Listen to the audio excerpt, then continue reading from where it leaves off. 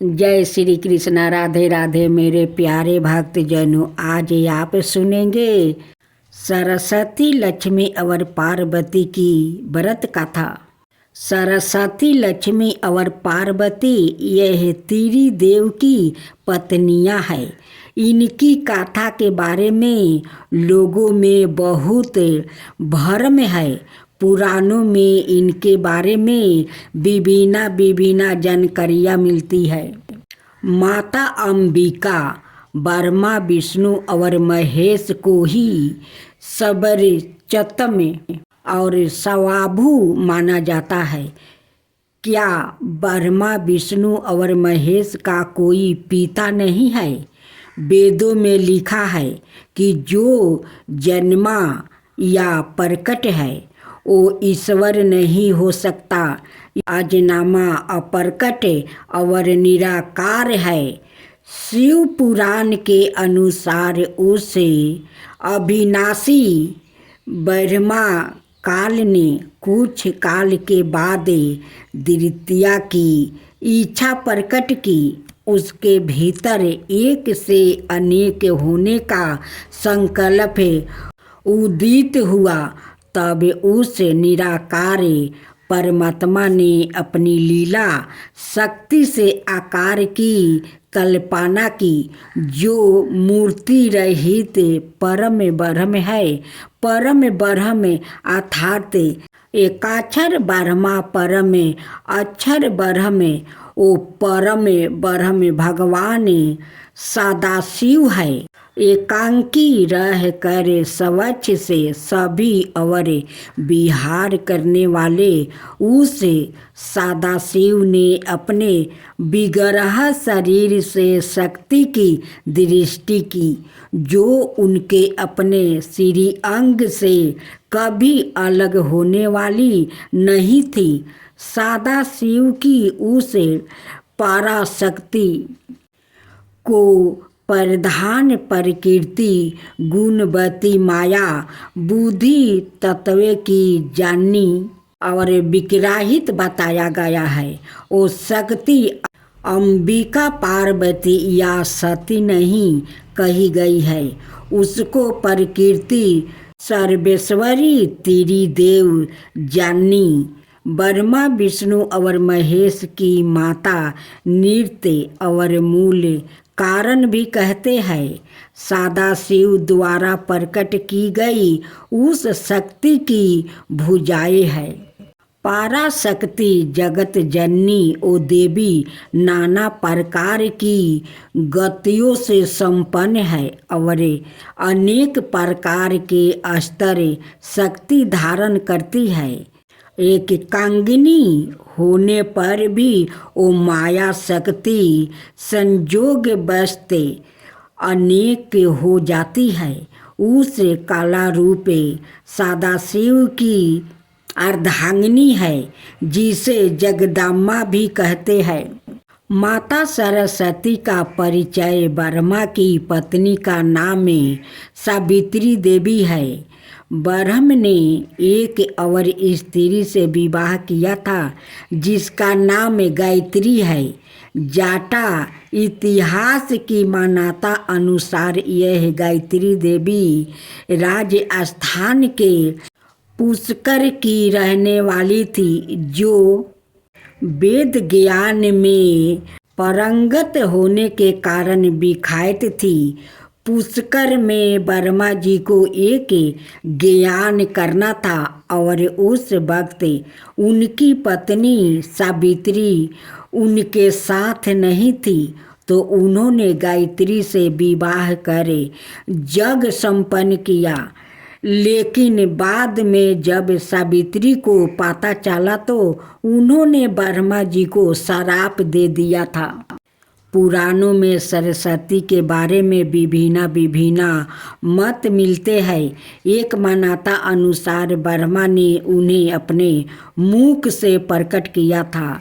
एक अन्य पौराणिक उल्लेख अनुसार देवी महालक्ष्मी से जोड़ा उनका सतवें प्रधान रूप उत्पन्न हुआ। देवी का वही रूप सरस्वती कहलाया।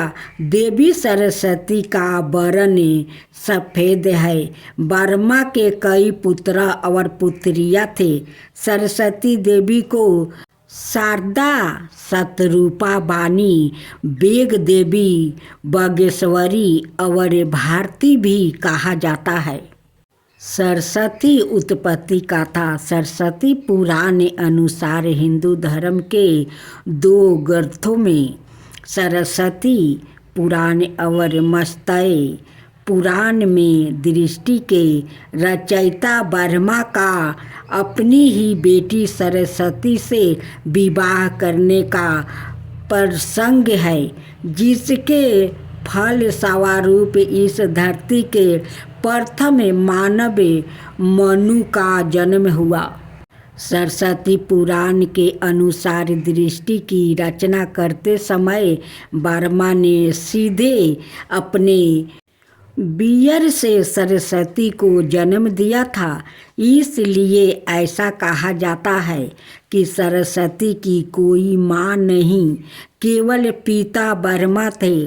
सवाए ब्रह्मा भी सरस्वती की आकर्षण से खुद को बचा कर नहीं रख पाया और उन्हें अपनी अर्धांगिनी बनाने पर विचार करने लगा। सरस्वती अपने पिता की इस मनोभावना को भाप कर उसने बचने के लिए चारों दिशाओं में छिपने का प्रयत्न किया, लेकिन उनका हर प्रयत्न बेकार साबित हुआ। इसलिए बेबस होकर उन्हें अपने पिता के साथ विवाह करना पड़ा। ब्रह्मा और सरस्वती करीब 10 बरस तक एक जंगल में पति पत्नी की तरह रहे। इनके दोनों एक पुत्र भी हुआ, जिसका नाम रखा गया था सवाभु मनु। मत्स्य पुराण में यह कथा थोड़ी सी विभिन्न है। मत्स्य पुराण अनुसार ब्रह्मा के 5 सिर थे। कालांतर में उनका 5वां सिर काल भैरव ने काट दिया था। कहा जाता है जब ब्रह्मा ने दृष्टि की रचना की तो वो इस समस्त ब्रह्मांड में अकेले थे।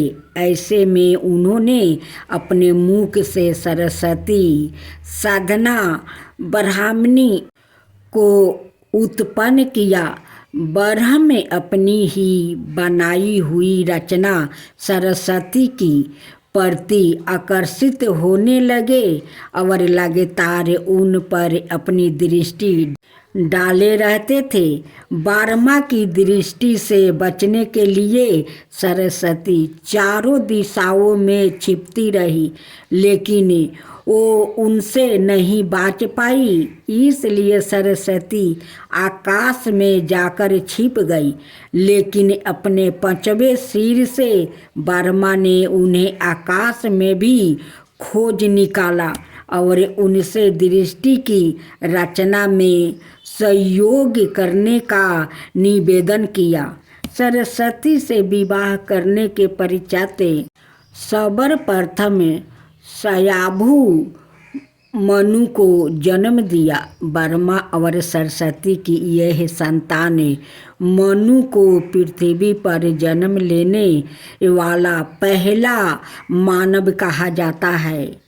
अब बसंत पंचमी कथा। दृष्टि के प्रारंभिक काल में भगवान विष्णु की आज्ञा से ब्रह्मा जी ने मनुष्य योनि की रचना की, परंतु वो अपनी सरजाना से दृष्टि नहीं थे।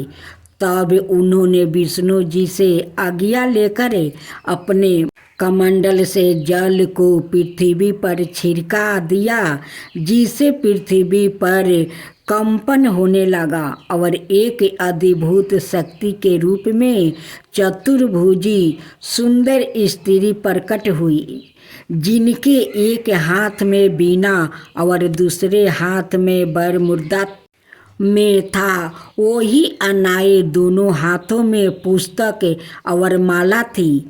जब इस देवी ने बीना का मधुर नाद किया तो संसार के समस्त जीव जंतुओं को वाणी प्राप्ति हो गई। तब ब्रह्मा जी ने उस देवी को बीना की देवी सरस्वती कहा। सरस्वती को बागेश्वरी, भगवती, शारदा, बीना, वादनी और वेग देवी सहित अनेक नामों से पूजा जाता है। संगीत की उत्पत्ति करने के कारण वो संगीत की देवी भी है। बसंत पंचमी के दिन को इनके जन्म उत्सव के रूप में भी मानते हैं। माता लक्ष्मी का परिचय ऋषि भृगु की पुत्री माता लक्ष्मी थी। उनकी माता का नाम विखायत था। समुद्र मंथन के बाद क्षीर सागर से जो लक्ष्मी उत्पन्न हुई थी उसका इनसे कोई संबंध नहीं। राजा दक्ष के भाई भृगु ऋषि थे। इसका मतलब राजा दक्ष की भतीजा था। माता लक्ष्मी के दो भाई दाता और विधाता थे। भगवान शिव की पहली पत्नी माता सती उनकी लक्ष्मी जी की सौतेली बहन थी। सीता राजा दक्ष की पुत्री थी। माता लक्ष्मी के 18 पुत्रा में से प्रमुख 4 पुत्र के नाम है आनंद, कर्दम, सिद्धि, सिकिलित। माता लक्ष्मी को पूजा विधि मनाता है कि बुधवार का व्रत करने से सारे काम विघ्न पूरा कर देते हैं। इस व्रत के पुण्य प्रभाव से घर परिवार में सुख समृद्धि आती है, साथ ही बुद्धि तेज होती है। कहते हैं जो व्याकृत लगातार 7 बुधवार व्रत कर भगवान गणेश की विधि विधान से पूजा करता है उसके घर में अन्न के भंडार और धन की कोई कमी नहीं रहती है। वैदिक ज्योतिषी के अनुसार इस दिन व्रत रखने से कुंडली में बुध ग्रह भी मौजूद होता है।